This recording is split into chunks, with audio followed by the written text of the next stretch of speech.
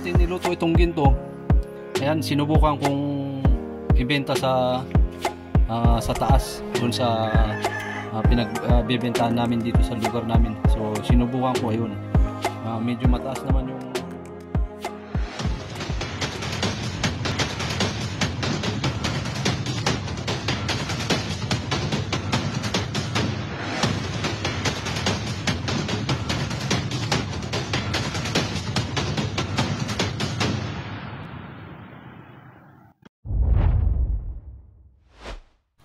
Alright, ayan, good day mga kamuka. Welcome back again dito sa aking channel.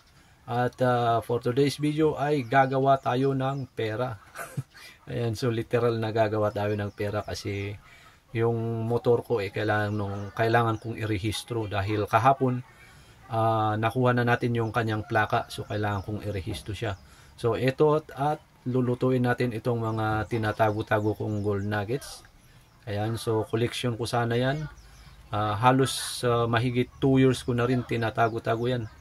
Ang balak ko sana maipon yan hanggang sa mapuno ko yung paglalagyan na yan para saka ko lutuin. So yun, buti na lang meron tayong tinatago-tago at meron tayong madudukot para lutuin pagka nagkagipit tayo. Okay, at syempre gagamit tayo ng bagong lutuan. Ang tawag namin dyan ay gangi. Ayan, tawag namin yan ay gangi. So kailangan natin gumamit ng bagong lutuan dahil pagka yung lutuan mo yung dati mong pinaglutuan, maapektuhan yung niluluto mong ginto. Magiging pangit siya.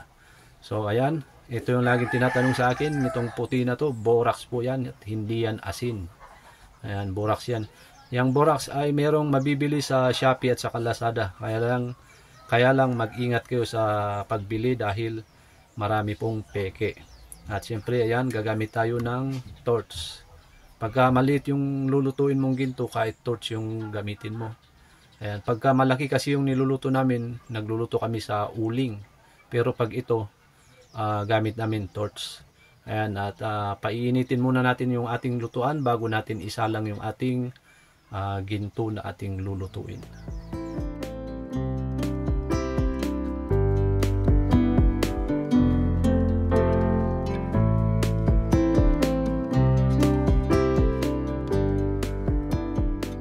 Siyempre, ayan, lalagyan na natin ng borax hanggang sa hintayin nating mag-melt yung borax para mas maganda at saka natin ilagay yung ating lulutuin.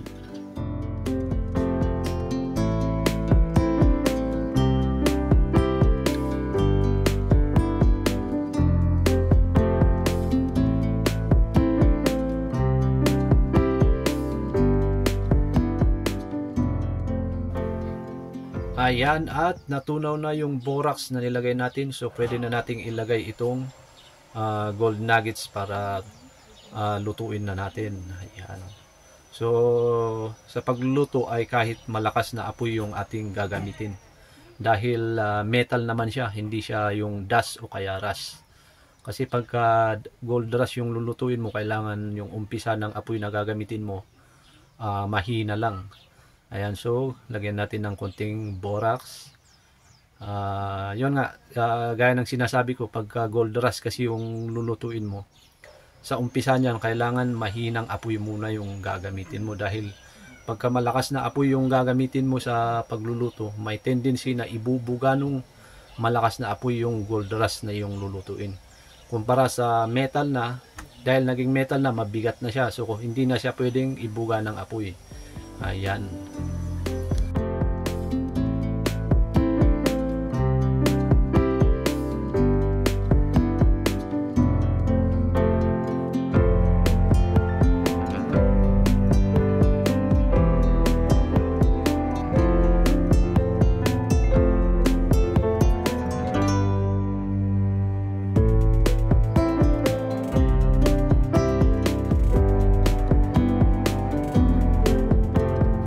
Yan, after 5 minutes, unti-unti na siyang natutunaw. Ayan, at antayin lang natin na huminto yung kanyang pag-ikot. Kasi habang umiikot yan, habang kumukulo siya, hindi pa siya, kumbaga, hindi pa siya talagang luto. Dahil ang ginto po kasi, ang gold rush o kaya ang ginto o ang gold rush ang ginto po kasi pagka hindi yan gaano naluto, mababa yung kanyang carats o yung tinatawag na SP. Yung kasi yung term na ginagamit dito sa amin, SP, kung hindi carats. Pagka hindi siya naluto na husto, bababa yung kanyang kalidad, yung carats ng ginto.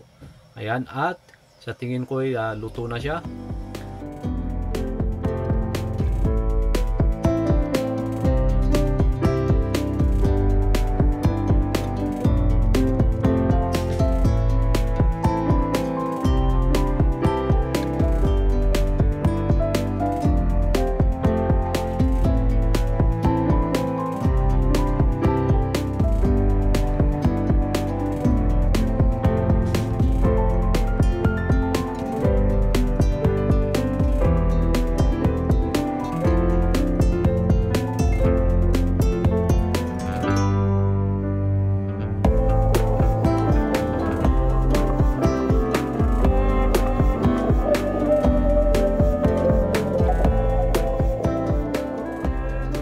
Ayan, so kaya naman natin kinakaskas sa borax yung ginto para at least kuminang pa siya lalo o kaya matanggal yung borax na dumikit. Ayan, yan yung gamit ng kinakaskas sa borax. Ayan, so sa tingin ko ay pwede na ito at titimbangin na natin. Hindi na natin kailangang i-doble pa. Alright.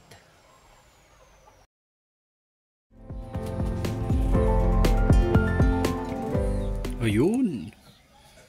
Ang ganda yung pagkakaluto.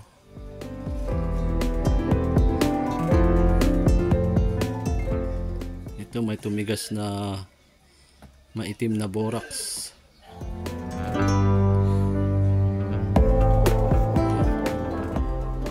So timbangin natin, tingnan natin kung ilang grams aabutin nito.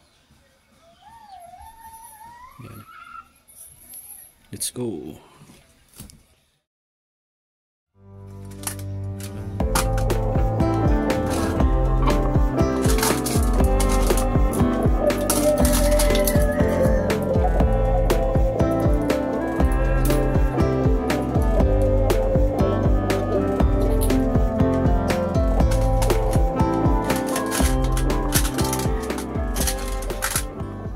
Okay, lagyan natin ng 2.5 grams. Ayan. Ito ay katumbas ng 2.5 grams.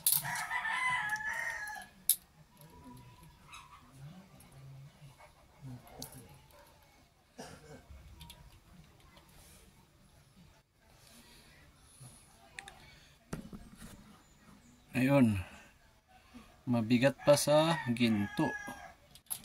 Dagdagan natin yung bato. Lagyan ulit natin ng 2.5 grams.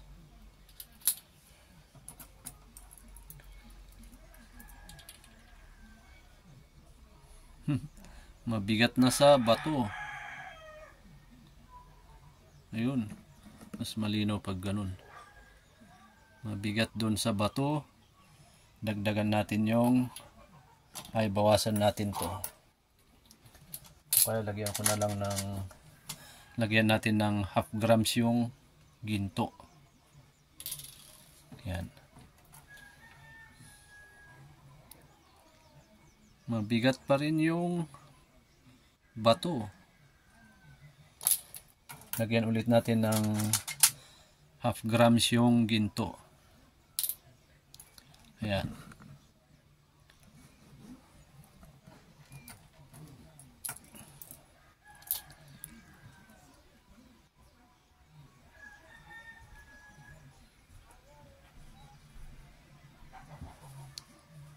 Ayun, tama na.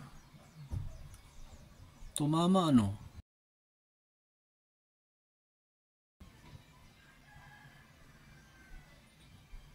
Oh. Sakto yung araw.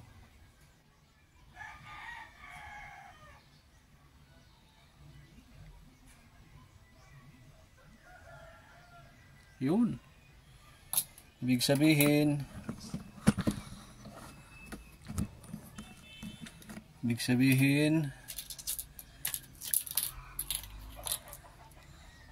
i-minus natin ito kasi is ano, ang katumbas nitong lapu-lapu is half milligrams.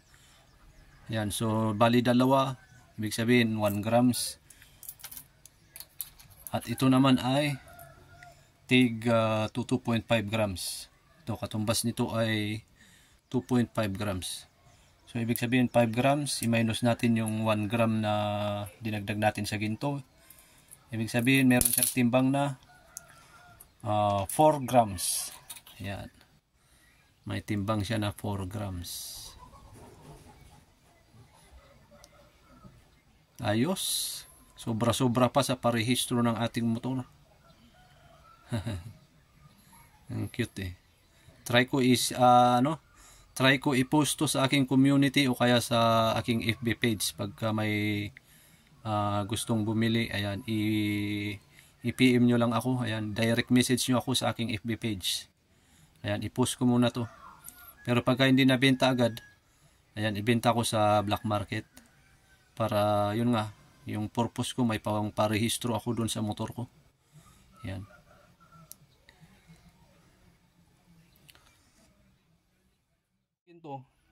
Ayan, sinubukan kong ibenta sa taas, dun sa pinagbebentahan namin dito sa lugar namin. So, sinubukan ko, ayun. Medyo mataas naman yung kuha, 2,850. So meron siyang bayad na 10,830. Kaya lang yung timbang niya ay nagbawas ng 0.2. So grabe yung pagkabawas niya. Dati-rati nagbabawas lang siya ng 0.1 eh. Ngayon 0.2 na yung binawas sa timbang. Kaya sabi ko, dagdagan nyo na lang. Ang presyo na dati ay 2,650. So humingi tayo ng tawad na gawin niya na lang na 2,850. Ay 2,900, sarado ng 2,900, sabi niya. Tumawad siya 2,850, kaya yan yung naging naging bayad niya, 10,830. So kailangan ko kasing ibenta kaagad yung ginto dahil kailangan kong i-rehistro yung aking motor, dahil pagka hindi ko ni-rehistro yung aking motor, mapipenalty siya. So sayang din yung penalty ng ating motor pagka hindi natin inirehistro. So yun, at meron bayad na 10,830. Sa bagay yung pamparehistro lang naman dito is nasa 1,315 siguro yung rehistro ng motor ko. So sobra pa. Yan. Ay, dami. Malutong eh.